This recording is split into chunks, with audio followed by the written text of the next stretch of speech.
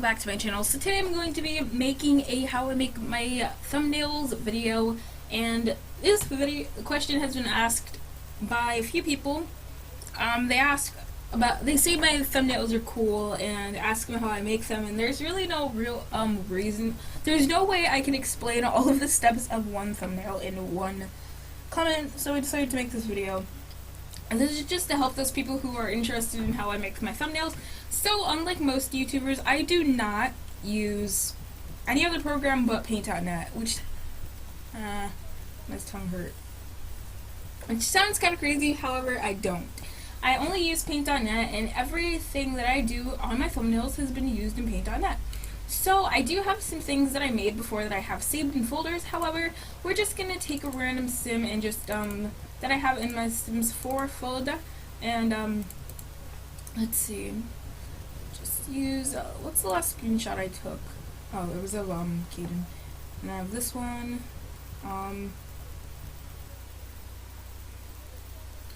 you know what, I think I have some Sims that I haven't used before. This is also a hard part, picking what screenshot right now.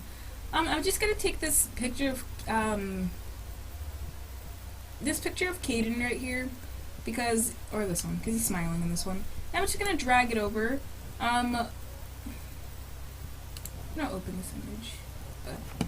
And yeah, so here, what I do to get the Sims is I just take a screenshot in Create a Sim. That's all I do. However, you guys probably have a Sim that you want to use. Just take a screenshot and create a Sim, and it's the best way to get a picture. So that's what I do. Next, I use the magic wand tool to get rid of the background. Now, if you don't have a custom background, that is a-okay. Just use the tolerance bar here to reduce it so that you'll get a better selection. So as you can see, it's kind of cutting off Kaden's earring, but I'm pretty sure that's the best I'll be able to get. Just make sure that you're getting it to cut off as much of the outline as possible, and make sure it's not cutting off their hair. If you have a Sim with custom content hair, that it'll be a little more, it'll be a little harder. However, it'll basically do the same thing. Next, after you have that, all you're gonna do is hit Control X, and it should delete everything, or Control Delete, and it should get rid of the background. Now, what I'm gonna do is I'm just going to just take out some of the extra details that I don't want there on the Sim, and voila, he is perfection. So what I do is I'm going to move my keyboard over just a little What did I do? Oh my god. Hold on. Sorry about that. I had accidentally almost taken out the cord on my laptop, and it kind of turned my screen blue. So right now what I'm doing is I am taking the rectangle selection tool, and I am highlighting Kaden, that's her name, Kaden, and then I'm using the move selection tool, and I'm just shifting him over to the side. Now, I normally put all of my Sims over to the side, considering that that is how I like to do it, and I'm just going to take the shift key and hold it down as I drag it out to make him bigger so that he takes up more of the screen. Now, that is most likely how I do that. I'm going to just make them take up half the screen, and then I just highlight the deselect tool, and I'm done there. So, before I move on to anything else, I like to make the Sim look a little more fitted. So what I do is I go down to Photo, and I use the glow tool, and I click it, and as you can see, it'll highlight his face and make it more glowy. What I do is I take the radius and I turn that all the way down, and I take the brightness and I turn that all the way down, and then I only take the contrast and I turn it up just a little bit, not a lot. And there, that's what we have it. We are done with contouring the Sim as much as I want, and it looks really nice. Next, what I do is I go to Object and Drop Shadow, and sometimes it'll use black, and I just change the drop shadow to white. I change the widening radius, and I just turn it up a little bit, and then the blur radius, I turn it up to about 14, and that's it. Next, what I'll do is I'll go on to Chrome or something, and I'll go look for a background. Sometimes I'll do this, most of the time I won't. However, I'll just look for like a town background to put behind him. I'm pretty sure I have one in a folder. Ignore the name of this folder. I just have a lot of stuff.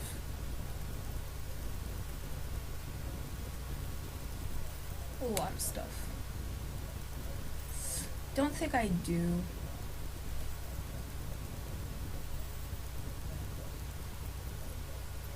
No, I don't. Okay.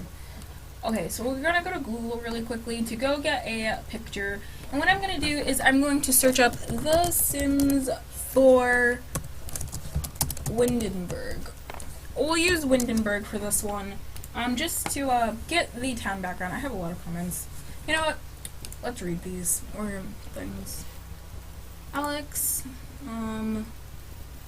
okay. Babo, Kyra, and Dumpha. Love the new group. They seem very interesting. Thank you. Oh, I already answered that one. And I think I answered these already. Okay, so that's it. I will go reply to those comments that I haven't already later. But for now, let's just get a picture of Windenburg. Now, what I just do is I just copy the image and I add a new layer. Obviously, make sure you make new layers every time. If you do not make new layers, you will be in for one heck of a ride. So on the layer that is labeled layer 2, I put that behind the background layer, which is where Hayden is, and I'll just edit, paste into new layer. I don't have to do, oh wait, I don't like this one. Okay, never mind, I'm looking for a bigger picture because I don't like that one. That's the one I just used. Let's see.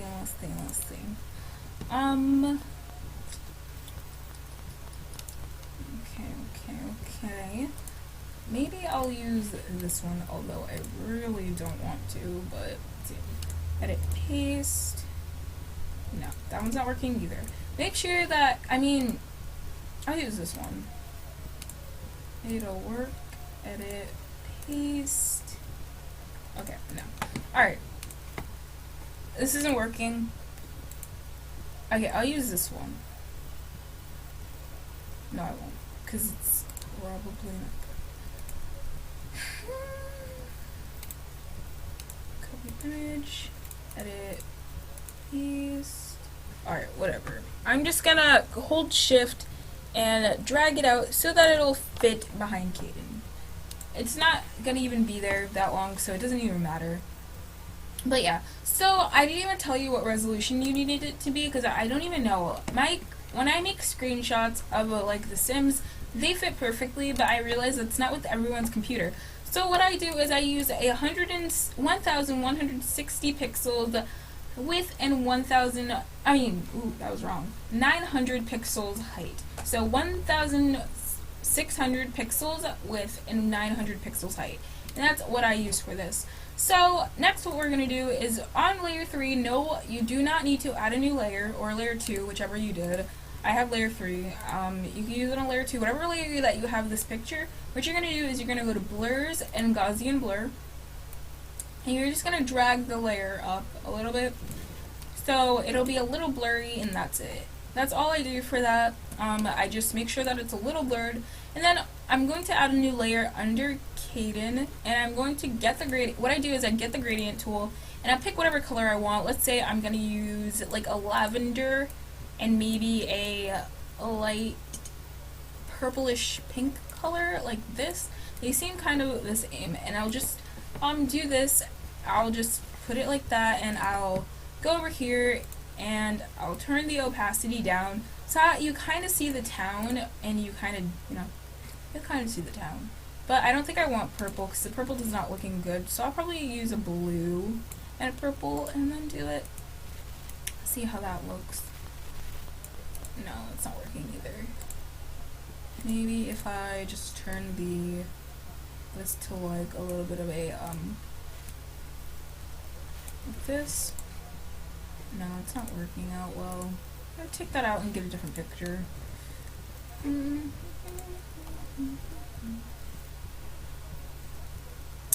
Getting a picture is probably the hardest part. I'm not going to even use Windenburg. I'm going to use Willow Creek, because, oops, guys, sorry about that. Sims 4,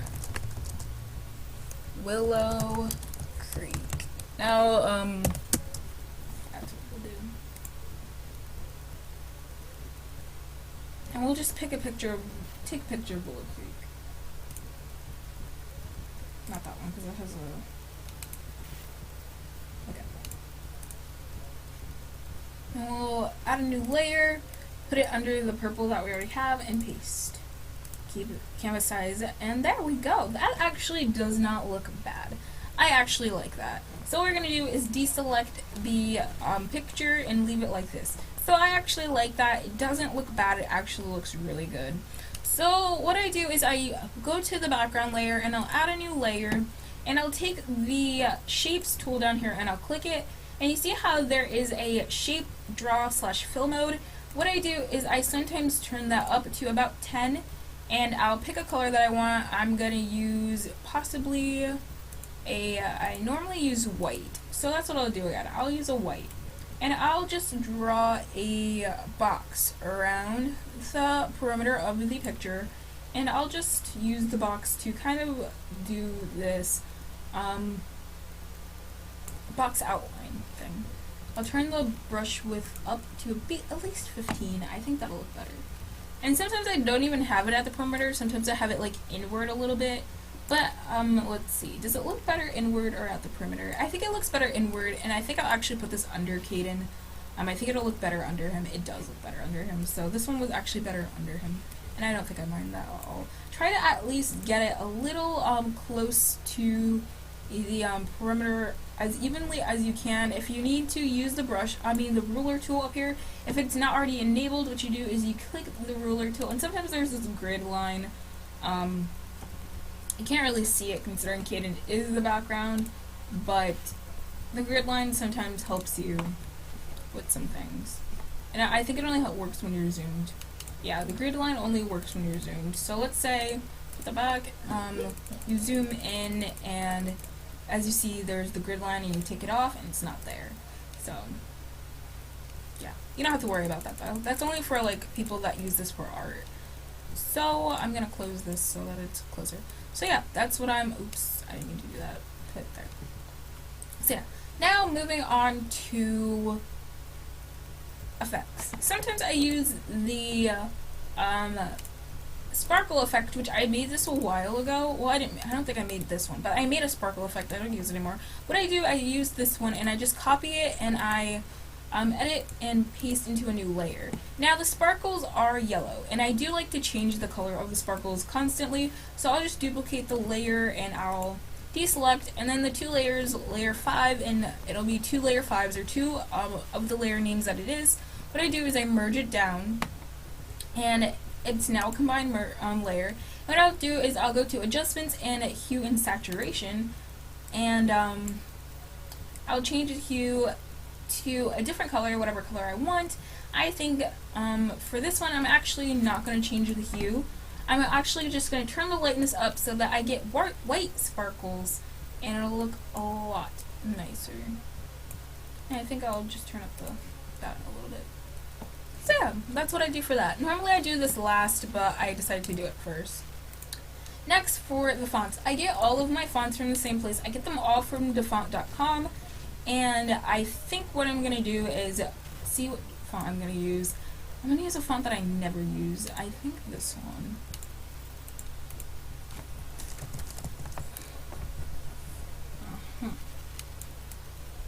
I actually like that. So what I do is I don't really have a placement for my words, but I do like to keep them off of the sim. So I do how I make. I'll do this sometimes in 1 line or 2, and I always use it centered. I don't know why, but I always like how it's centered, and I'll just place that wherever I think it looks good. So yeah, that's where I think it looks good. Now this next thing I'm going to do is you have to download this off the paint.net website. It is called the bevel selection. What I'm going to do is I'm going to hold shift, and I'm going to click on the words. Make sure the words are in a new layer by itself, or else this is not going to work. I'm going to hold shift, and I'm just going to click my words, and they should be highlighted. It didn't work. Okay, there we go. And I'm going to turn up my tolerance to at least like 60 or something so that I make sure that I bevel the whole entire word. I'm going to go down to selection, and I'm going to do bevel selection, and what it'll do is it'll make the words kind of bubbly. I'm going to turn the strength down, and I'm actually going to turn this to kind of grayish. not too light but not too dark, and I'm going to turn the strength down, and I'm just going to press OK. After I'm done with this, I'm going to deselect the words, and this is what it'll look like. As you can see it has some of the bubble effect. And what I'm going to do is I'm going to go to Effects, Object, Outline. Now, I'm not sure if you have to download the object outline, but from paint.net as well, but it will be there. I'll probably have these in the description down below if you guys want to use them. And what I do is I use the outline, I outline it in a light gray, and I just make the radius a little larger. Probably about 6%. And I'll press OK. Then I'll go to Object, Drop Shadow once again, and I'll drop shadow the words in black. And I'll turn the whitening radius down. I'll turn the blur radius to there. I'll do the offset X and make sure that the black is kind of showing. But then I'll turn the shadow opacity down a little bit and press OK.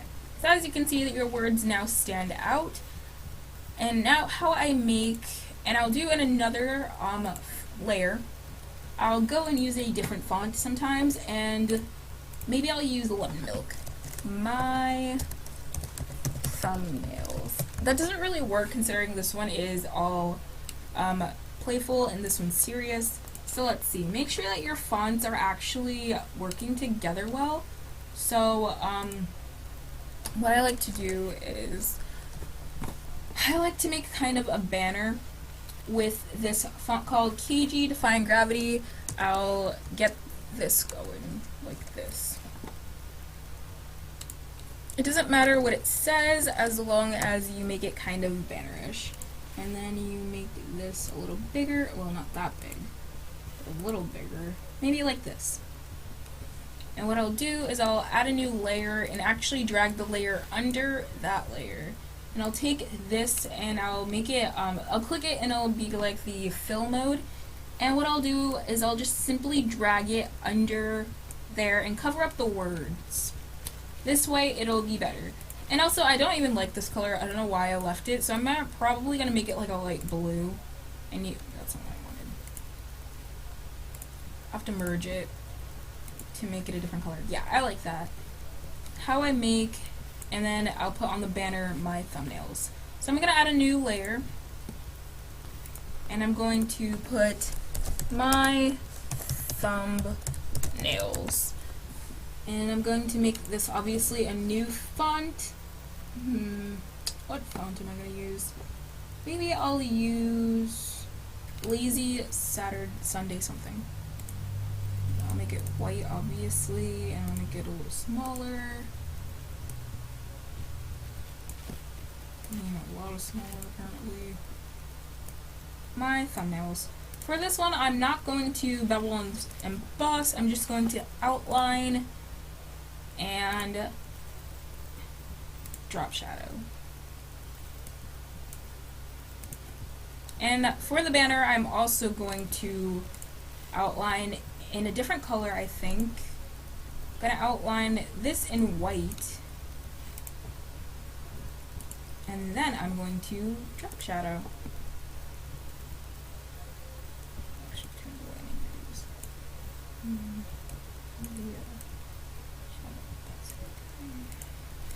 just change that a little bit. And there we go. That's what I did with the font. And sometimes I'll go and put an emoji or two there. So what I'm gonna do is get a paint emoji, I think it's called. I don't even know. What is that emoji called? I'm gonna put paint emoji. Is there a paint emoji? I don't even know. There is. There's the paint palette. And I like it. See if they have it. Don't look like they have. Oh no, here we go. Let's do copy, edit, paste into new layer. There we go, that's perfect. And actually put this on the top and deselect it. And then actually drop shadow it. And do the lighting radius down. And then I'm going to get the camera emoji.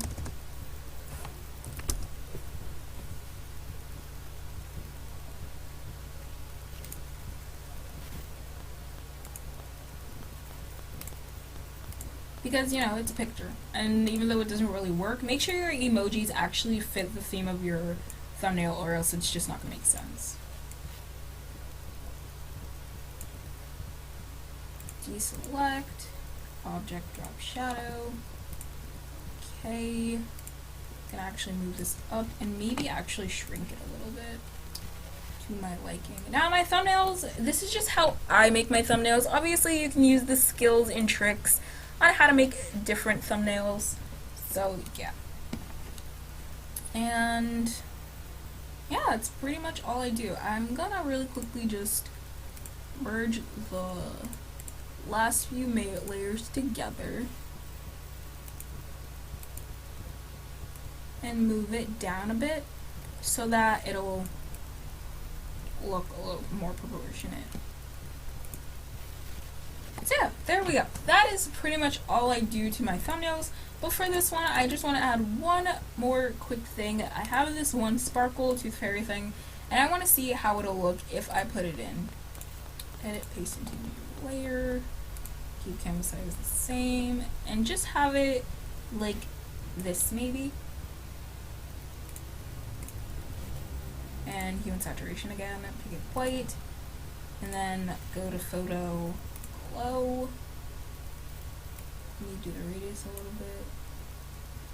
And bam! That is how I make my thumbnails. That is all I'm going to do for this video. I hope you all enjoyed. In my next video, let's just see what I'll do. If you guys have any more videos that you want me to do, please just comment down below and I will see if I can do them. So yeah guys, don't forget to give this video a like if you enjoyed, and don't forget to comment, rate, and subscribe, and tell me if you have any further questions, and I'll see you all later.